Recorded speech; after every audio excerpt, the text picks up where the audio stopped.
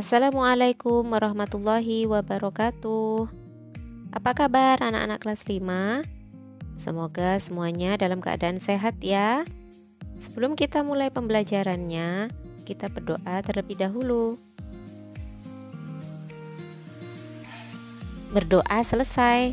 Tidak terasa ya, kita sudah sampai di semester 2. Hari ini kita akan belajar materi IPA tema 6 subtema 1 suhu dan kalor. Materi yang akan kita pelajari antara lain perpindahan kalor, perubahan wujud, pemuaian dan penyusutan.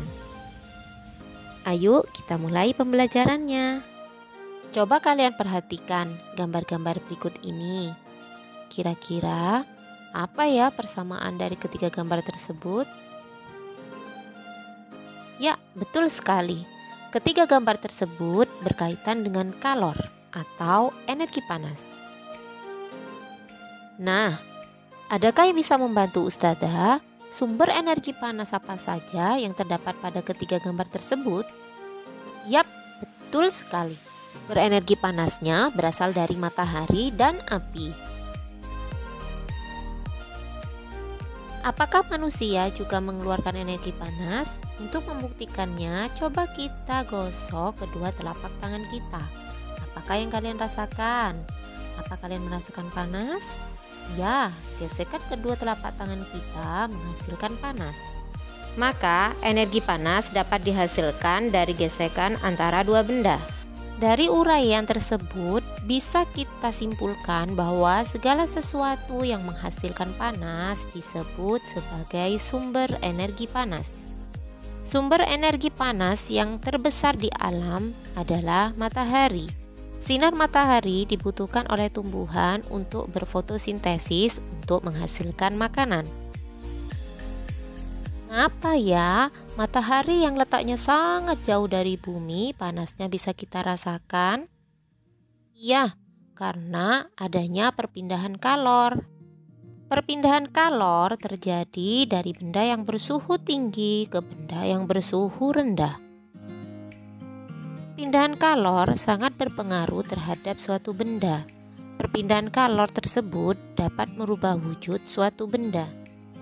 Coba kalian perhatikan perubahan wujud benda berikut ini. Perubahan wujud dengan tanda panah berwarna merah berarti memerlukan kalor. Sedangkan perubahan wujud dengan tanda panah berwarna kuning berarti melepaskan kalor.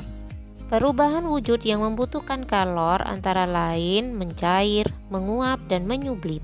Yang melepas kalor antara lain membeku, mengembun, dan mengkristal. Membeku adalah perubahan wujud benda cair menjadi padat.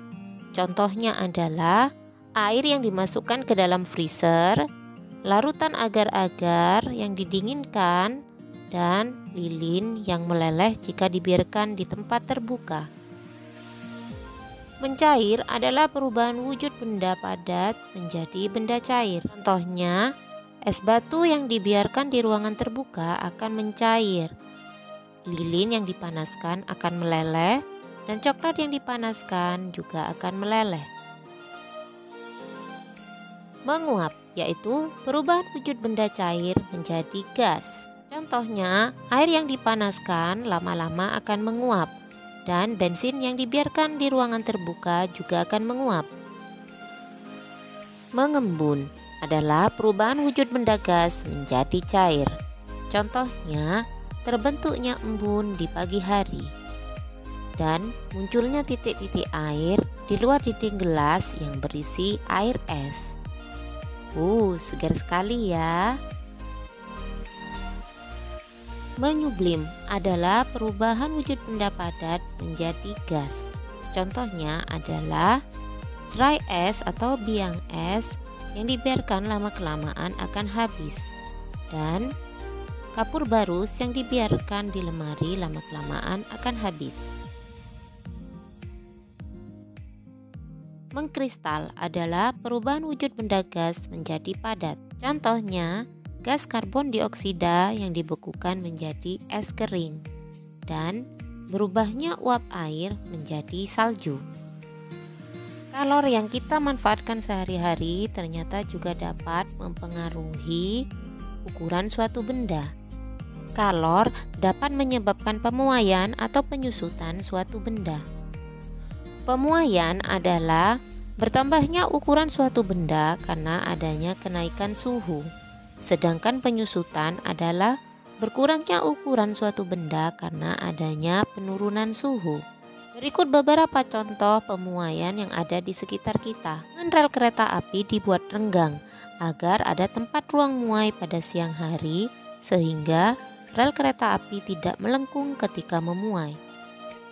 Pemuaian juga terjadi pada alat pengukur suhu yaitu termometer. Air raksa dalam termometer akan memuai sehingga volume juga akan bertambah seiring bertambahnya suhu. Contoh pemuaian berikutnya adalah gelas kaca yang diisi dengan air panas akan pecah. Hal ini terjadi karena adanya pemuaian yang tidak merata pada bagian gelas. Berikut adalah contoh penyusutan.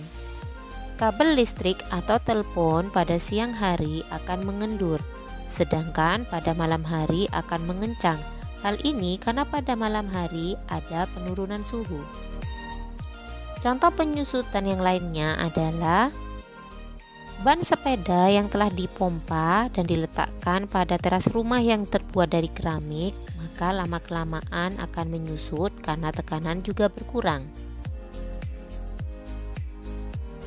Dari uraian yang sudah Ustazah sampaikan dapat kita simpulkan bahwa perpindahan kalor dapat terjadi dari benda yang bersuhu tinggi ke benda yang bersuhu rendah.